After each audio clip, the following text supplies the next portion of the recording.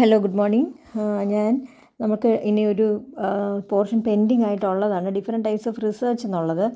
അതിൽ നിങ്ങൾക്ക് what is research എന്നൊക്കെ നമ്മൾ പറഞ്ഞല്ലേ, സെർച്ചിങ് ഫോർ നോളജ്, റിസർച്ച് എന്താണ്, ടീച്ചർ എസ് എ റിസർച്ചർ, ആ കാര്യങ്ങളൊക്കെ അറിയാം.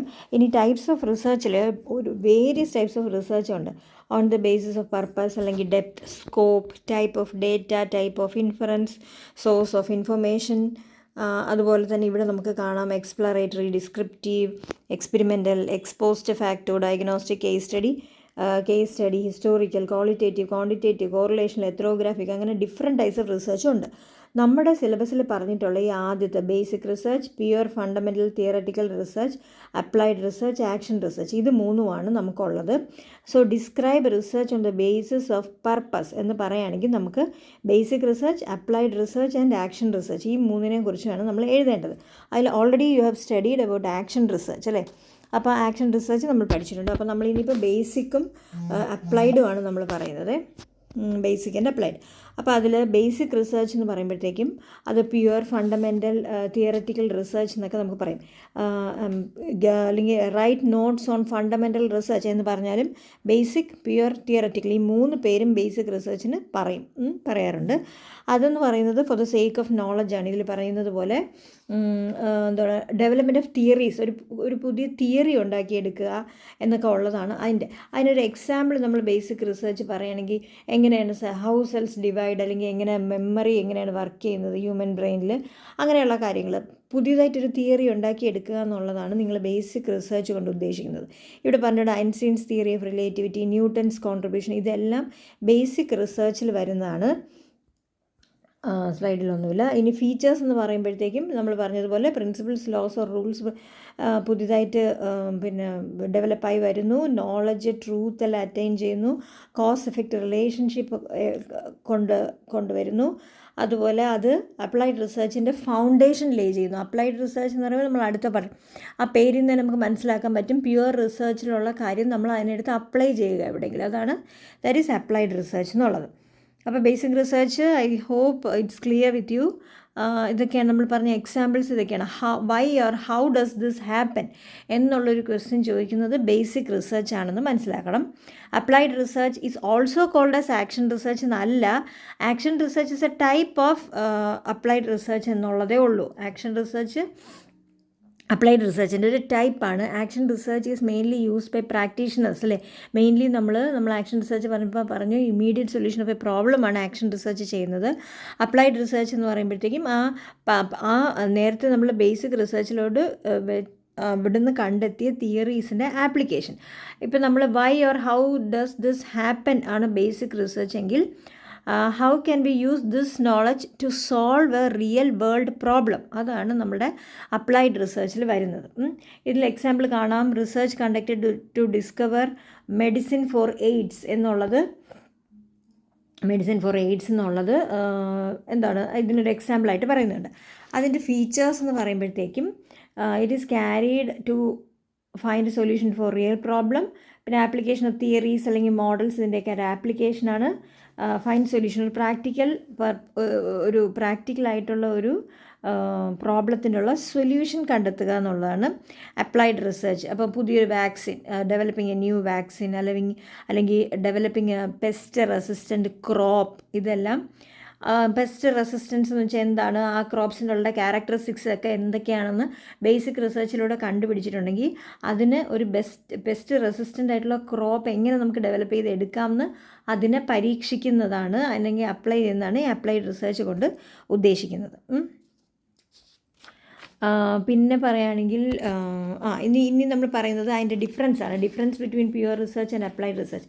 5 മാർക്കിനാണ് ചോദിക്കുന്നതെങ്കിൽ ഇതിൻ്റെ ഡിഫറൻസ് നമ്മൾ എഴുതണം. What is pure research, what is applied research and features രണ്ടിൻ്റെ എഴുതിയിട്ട് വാട്ട് ഈസ് ദ ഡിഫറൻസ് എന്നുള്ളത് ഇങ്ങനെ കോളം വരച്ച് ഇങ്ങനെയും കൂടി എഴുതിയാലേ നമുക്ക് 5 മാർക്ക് കിട്ടുള്ളൂ. ഒറിജിനൽ ടൈപ്പാണ് പ്യുവർ റിസർച്ച് എങ്കിൽ അത് പ്യുവർ റിസർച്ചിനെ ബേസ് ചെയ്തിട്ടുള്ളതാണ്. അപ്ലൈഡ് ജനറലൈസേഷൻ ആണെങ്കിൽ ആപ്ലിക്കേഷൻ ഓഫ് തിയറീസ് ആണ്. Knowledge oriented, problem or goal oriented ആണ്. വൈ തിങ്സ് ഹാപ്പൻ എന്നുള്ളതാണ് പ്യുവർ എങ്കിൽ how things can be changed എന്നുള്ളതാണ്. ഇത് same success is measured by the nature of discovery, ഇത് ഗോൾസ് അച്ചീവ്ഡ് എന്നുള്ളത്. ഇതും ഈ ഒരു സ്ലൈഡിലും നമുക്ക് ഡിഫറെൻറ്റ് ടൈപ്സ് ഓഫ് റിസർച്ച് കാണാം. ബേസിക് റിസർച്ച് എന്ന് വെച്ചാൽ study that is aimed at expanding existing നോളജിനെ expand ചെയ്യുന്നു, മറ്റേത് അപ്ലൈ ചെയ്യുന്നു. തിയററ്റിക്കലാണ്, പ്രാക്ടിക്കലാണ്, യൂണിവേഴ്സലാണ്. ബേസിക് റിസർച്ച് എന്ന് വെച്ചാൽ എല്ലാവർക്കും ആപ്ലിക്കബിൾ ആണ്. പക്ഷേ അപ്ലൈഡ് റിസർച്ച് ലിമിറ്റഡ് ആണെന്ന് പറയുകയാണെങ്കിൽ ഇപ്പോൾ ഒരു സൈക്കോളജിയിൽ ഒരു ഫീൽഡിൽ അപ്ലൈ ചെയ്യണം. ഇപ്പോൾ ഞാനൊരു റിസർച്ച് പേപ്പർ എനിക്ക് ചെയ്യണം, ഒരു റിസർച്ച് പേപ്പർ പബ്ലിഷ് ചെയ്യാൻ വേണ്ടി ഞാൻ ഇപ്പോൾ ഒരു നിങ്ങളുടെ ഒരു attitude of BA trainees towards community living camp എന്നുള്ളൊരു സർവേ എനിക്ക് നടത്തണമെങ്കിൽ ഞാൻ നിങ്ങൾക്ക് ഒരു കമ്മ്യൂണിറ്റി ലിവിങ് ക്യാമ്പിൻ്റെ എങ്ങനെയായിരുന്നു നിങ്ങൾ പല പല ക്വസ്റ്റ്യൻസ് ഞാൻ ചോദിക്കും. അത് നിങ്ങൾ ആ സർവേ ഫില്ല് ചെയ്ത് എനിക്ക് തരുന്നു. അപ്പം ഞാൻ നിങ്ങൾക്ക് എന്താണ് നിങ്ങൾ തന്നെ ചിലപ്പോൾ ക്ലാസിഫൈ ചെയ്തിരിക്കും ഓരോ ഓപ്ഷൻ വൈസ് അല്ലെങ്കിൽ ഓരോ സബ്ജക്റ്റ് വൈസ്. വെച്ചാൽ ആർട്സ് സ്ട്രീമും സയൻസ് സ്ട്രീമും ഒന്ന് മാറ്റി ഞാൻ ക്ലാസിഫൈ ചെയ്തിട്ട് ഞാൻ അങ്ങനെ ആർട്സ് സ്ട്രീമിലെ കുട്ടികൾക്കാണോ അതിന് ക്യാമ്പിനോട് കൂടുതൽ താല്പര്യം, അല്ലെ സയൻസ് സ്ട്രീമിനാണോ എന്നുള്ളത് ഞാൻ ഒന്ന് കണ്ടുപിടിക്കും.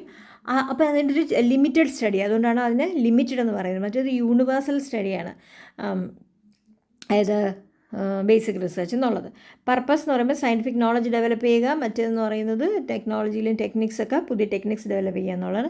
എക്സിസ്റ്റിംഗ് നോളജിൽ ഒരു പുതിയ അഡീഷനാണ് ബേസിക് എങ്കിൽ സൊല്യൂഷൻ ഒരു പ്രോബ്ലത്തിന് കണ്ടുപിടിക്കുന്നതാണ് വരുന്നത്. മറ്റേ വൈഡറാണ്, നാരോ ആണെന്ന് പറയാൻ കാരണം ഇതാണ്, ഞാൻ എൻ്റെ സ്റ്റഡിക്ക് വേണ്ടി മുന്നേ ഉള്ള ഒരു തിയറിയെ ഞാൻ അപ്ലൈ ചെയ്യുന്നു, അത് നാരോ ആണ്, അത് എനിക്ക് മാത്രം ആവശ്യമുള്ള ഞാൻ നിങ്ങളിൽ വെച്ച് ചെയ്യുമ്പോഴത്തേക്ക് എനിക്ക് വൈഡർ പോപ്പുലേഷൻ ഇതുപോലെയാണ്. ഇപ്പോൾ ആർട്സ് സ്ട്രീമിലെ കുട്ടികൾക്കാണ് കമ്മ്യൂണിറ്റി ലിവിങ് ക്യാമ്പ് കൂടുതൽ ഇഷ്ടപ്പെട്ടതെന്ന് ആണ് എൻ്റെ സ്റ്റഡിയിൽ ഞാൻ കണ്ടെത്തിയതെങ്കിൽ അത് എനിക്ക് വൈഡ്ലി എനിക്ക് ആപ്ലിക്കബിൾ അല്ല. എന്നു വെച്ചാൽ ഞാനൊരു ചെറിയൊരു പോപ്പുലേഷനെയാണ് എടുത്തത്, അല്ല ചെറിയൊരു സാമ്പിളാണ് എടുത്തത്. വലിയ പോപ്പുലേഷൻ BA ട്രെയിനീസ് ഇഷ്ടം പോലെ കിടപ്പുണ്ട്. അതുകൊണ്ടാണ് അത് നാരോ ആണ്, ലിമിറ്റഡ് ആണെന്നൊക്കെ പറയാൻ കാരണം, സ്പെസിഫിക് ആണെന്നൊക്കെ പറയാൻ കാരണം. അത് എക്സ്പ്ലോറേറ്ററി ഓപ്പൺ എൻഡഡ് ആണെങ്കിൽ ഇപ്പോഴത്തെ ഫോക്കസ്ഡ് ആൻഡ് ടാർഗറ്റഡ് ആണ്. അതുപോലെ ലോങ് ടേം ആണെങ്കിൽ ഇത് ഷോർട്ട് ടേം, പെട്ടെന്ന് തന്നെ നമുക്ക് റിസൾട്ട്സ് കണ്ടുപിടിക്കാൻ പറ്റും. അപ്ലൈഡ് റിസർച്ചിൽ ഒരു ഡയറക്റ്റ് കമേഴ്ഷ്യൽ ഒബ്ജക്റ്റീവ് ഇല്ല, ഇതിനകത്ത് കമേഴ്ഷ്യൽ ഒബ്ജക്റ്റീവ് ഉണ്ട്. ക്ലിയർ ഓർ അൺക്ലിയർ, പക്ഷേ ക്ലിയർലി ഡിഫൈൻഡും ടെസ്റ്റബിളും ആണ് അപ്ലൈഡ് റിസർച്ച് എന്ന് പറയുന്നത്. Domain public domain and freely shared, ഒരു ഇൻ്റലക്ച്വൽ പ്രോപ്പർട്ടി റൈറ്റ് ഒന്നും അങ്ങനെ പ്രൈവറ്റാക്കി വെക്കേണ്ട കാര്യമില്ല. നമ്മൾ പുതിയതായിട്ട് കണ്ടുപിടിച്ച് നമുക്ക് ഫ്രീലി നമുക്ക് ഷെയർ ചെയ്യാം. തിയറി മാത്രമാണെങ്കിൽ ഇപ്പം ഞാൻ കണ്ടെത്തിയ ഒരു കാര്യം, പുതിയൊരു വാക്സിൻ ഞാൻ കണ്ടെത്തിയെങ്കിൽ അതിനെനിക്ക് പേറ്റൻറ്റ് വയ്ക്കാം, അല്ലേ?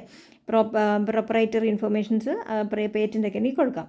Private foundation, private companies, non profits ഒക്കെ ഉപയോഗിക്കാം. പബ്ലിക്കേഷൻ എന്ന് പറയുമ്പോൾ അക്കാഡമിക് ജേർണൽസ്, ബുക്സിലൊക്കെ ആയിരിക്കും. പ്രസൻറ്റേഷൻ, കോൺഫറൻസസിനൊക്കെയാണ് ഇതിന് കൂടുതൽ അപ്ലൈഡ് റിസർച്ചിന് ഡിസമിനേറ്റ് ചെയ്യുന്നത്. ഞാൻ പറഞ്ഞില്ലേ, ചെറിയൊരു റിസർച്ച് പ്രോബ്ലം ഞാൻ ചെയ്യുകയാണെങ്കിൽ ആ റിസർച്ച് പ്രോബ്ലത്തിൻ്റെ ആപ്ലിക്കേഷൻ എന്ന് പറയുന്നത് എനിക്ക് ഒരു പ്രസൻറ്റേഷൻ ആയിരിക്കും, അല്ലെങ്കിൽ ഒരു കോൺഫറൻസിന് എനിക്ക് യൂസ് ചെയ്യാൻ പറ്റും. അപ്പോൾ ഇത്രയാണ് main difference between basic research and applied research എന്ന് ഉള്ളത്. ഇത് നിങ്ങളെല്ലാവരും തന്നെ ഇതൊന്ന് കേട്ടും പഠിച്ചും ഇരിക്കണം. ഇമ്പോർട്ടൻറ്റ് ടോപ്പിക്കാണ്, എന്തായാലും എക്സാമിന് ചോദിക്കും. ഓക്കെ, ഇതുമായിട്ട് റിലേറ്റ് ചെയ്ത് ഞാൻ ഒരു ഗൂഗിൾ ഫോം തരുന്നതായിരിക്കും.